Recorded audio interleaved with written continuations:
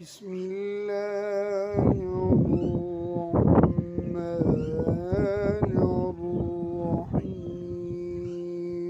الرحيم يا أيها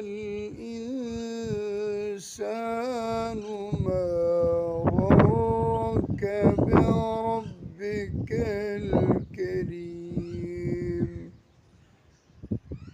الذي خلقك فسواك